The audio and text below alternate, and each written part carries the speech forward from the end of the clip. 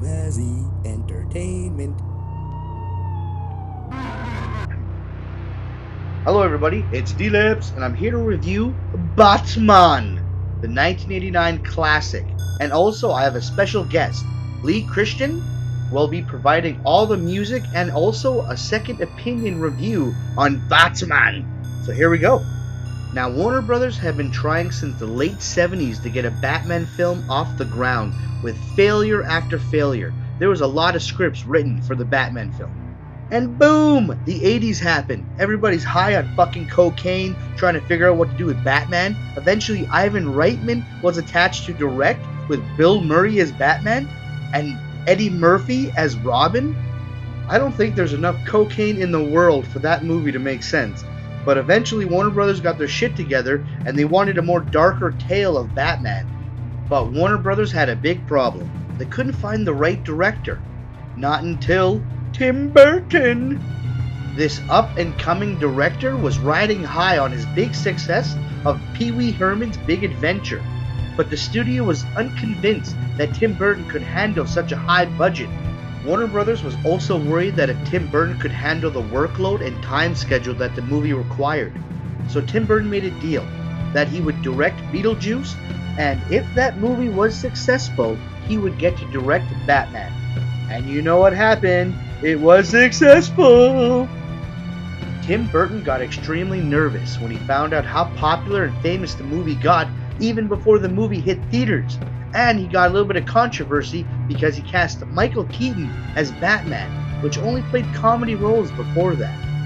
And not only that, he had to deal with Jack Nicholson's crazy shooting schedule. He was only allowed to shoot scenes at night, and not when his favorite basketball team was playing. He got paid more money than any other actor in the movie, and he got a small percentage of what the film made in theaters. Tim Burton also had a big problem trying to keep spies off the set from taking pictures of Batman or the Joker, which seemed kind of pointless because Warner Brothers made so many toys, comic books, side promotions that everybody knew what they looked like already. Time for a change. That disguise won't work, Joker. No, try this. So long, Batman. That's it. Wings out. Fire. But lucky for Tim Burton, the hype for this movie was so big, all he had to do was sit back and count the money.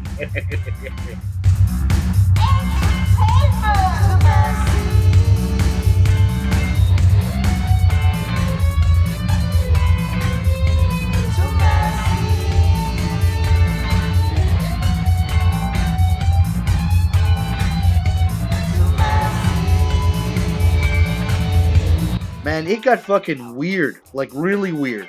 They made cereal and fucking like cookie bars and stuff.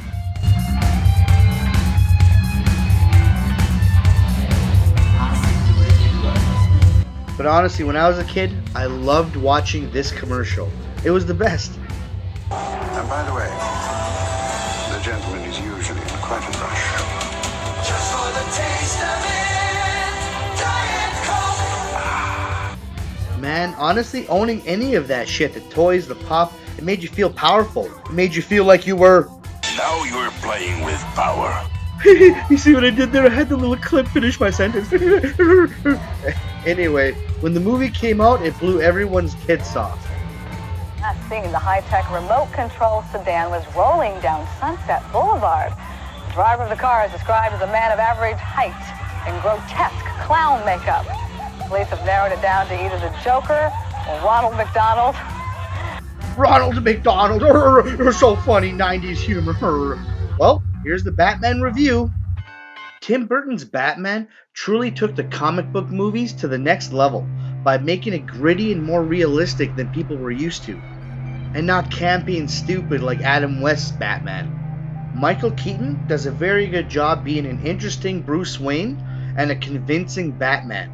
Before the movie released, everybody was in an uproar because Michael Keaton was cast as Batman, and now everybody wants to suck on his balls and says he's the best Batman. The same thing kind of happened when Ben Affleck became Batman. Everyone says, oh, he's gonna suck as Batman, and actually he's pretty good. But Michael Keaton is the best Batman. But the guy who really steals the show in the entire movie is Jack Nicholson as the Joker. He is incredible. He's funny, He's scary. He's convincing as a serial killer. He's awesome. It's kind of a drag that he's not in the movie more. But you know what's even worse? Vicki Vale, or Kim Basinger, her character sucked so much ass. Why is she in this movie? And I know, you'd all say because she's there to show the vulnerable side of Batman. But it would have been cooler to save that for part 2 for Catwoman, because she was a way more interesting love interest and villain. It would have been better to have her than Vicki Vale in this movie, because every time she's in the movie, it slows down so fucking fast, and it's so boring to watch. I want to throw up. It's just way too dramatic. It's like watching an episode of Days of Our Lives. Literally, there's a scene where they're like, I don't know what to think about all this. And he's like, I don't know how to think about all this either.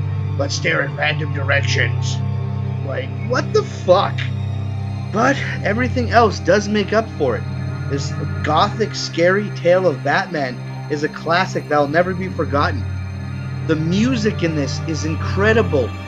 Danny Elfman is one of the best composers that ever lived. And also, all the action scene, fight scenes, and set designs are pretty impressive too.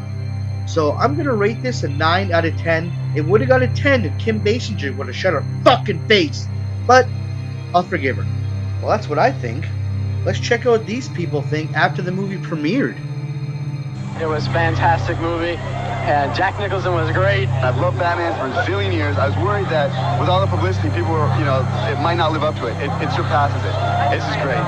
It's powerful, it's mythic, it's big, and psychologically complex and entertaining. Yada yada yada. But now let's talk to my good buddy Lee and see what he thinks of Batman. Hi D-Laps, hi everybody. Thanks for letting me be on the show and review my favourite movie ever, Batman. That's right, it's my favourite movie ever. I'm not necessarily saying it's the best made, although there's a huge argument for loads that's going on in it. The amazing direction, the brilliant set design, the amazing practical effects, the costumes, just everything in it is so well made. It's one of those classic Pinewood movies in that way. The age I was when it came out, it was just a perfect aligning of the planets for me. The brilliant performance of Jack Nicholson, a landmark performance which I'm sure helped Heath Ledger know that he couldn't take it in that direction, had to find something new. Michael Keaton, the ultimate Batman, the ultimate Bruce Wayne, that darkness and tormented side just hanging behind his eyes. Tim Burton, unique visionary director.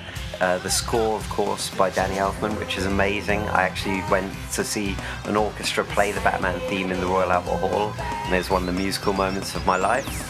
And obviously Prince, the amazing songs, capturing all the personalities in the film. Just great stuff, amazing. And I love Vicki Vale as well. I don't know why you're beef with her.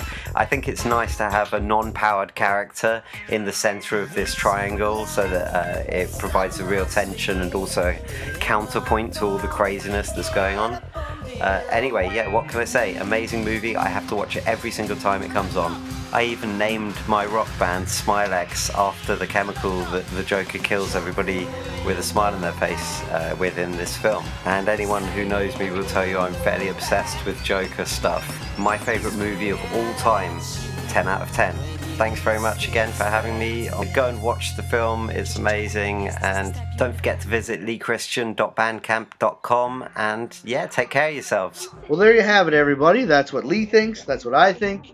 That's what everyone thinks. So thank you very much, Lee, for being on my channel and creating all the music for this video. Also, I'd like to ask you to play us out on the outro, if you don't mind, with your wicked music. And everybody who enjoyed this and enjoyed the music, please check the description and you'll find a link to his channel. And thank you so much. There's also, you can go to his website. Thank you again for your help. Have a great one, everybody, and thank you for watching, everybody.